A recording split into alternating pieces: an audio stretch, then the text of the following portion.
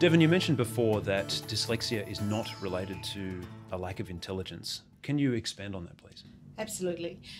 We know that very, very many people with dyslexia have very high IQs. In fact, at the moment, I'm working with about 4 or 5 students between the ages of 9 and 16 who have IQs in the superior range, but they just happen to have dyslexia.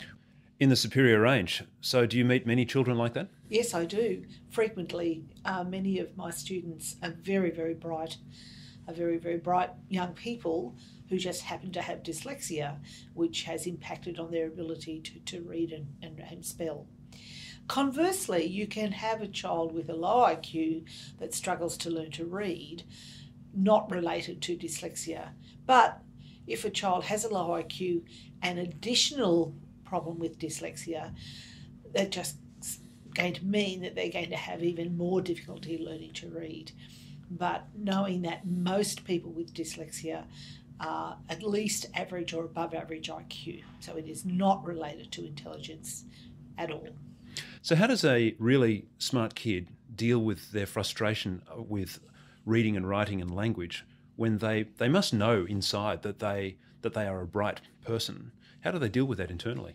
Well, we tell them they're bright, but often because of their failure to read and spell, they don't think of themselves as bright. So it's very important for those students that we develop all their strengths. So work with their strengths, develop those strengths. So they've got a way of self-expression that's not to do with reading and writing. Many of my students with dyslexia are talented musicians or talented artists or elite sports people, and so we need to really develop those strengths. So that's where they're going to get their self-expression, and it is very frustrating for them because they're told they're bright, but when you see what they produce on paper, it doesn't look like a bright child. The good thing today for these students is that we have a lot of technology now that can really assist them. So we have speech-to-text technology and text-to-speech, so they can now, instead of having to write an essay or an assignment, they can now speak it into something like Dragon and it will type it for them. Conversely, we've got lots of technology now which is text-to-speech, where it can read text for them if they're struggling and have a lot of text to read, to do research on an assignment. So life has become easier for these students. Obviously, we have to teach them how to use technology, but technology is certainly making their life a lot easier these days. So do we see the brighter kids who have or suffer from dyslexia get frustrated at school because perhaps the school system doesn't reflect their ability to express their intelligence? That's completely correct. And quite often a teacher, not any fault of the teacher, but the teacher will, the parents will say, look, we've had this assessment done and my child's really bright. And the teacher will say, well, that's not what I see on paper.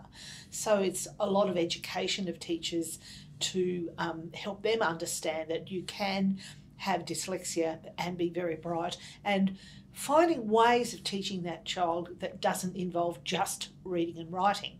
So quite often children with dyslexia are very good verbally, so they can learn by listening and doing, and they can often give back information verbally, whereas they wouldn't be able to put that on paper. And so now having things like readers and scribes for exams is very important for children with dyslexia, so they can show their knowledge in a way that's good for them rather than having to force them to write it when we know that that's going to be a real problem for them.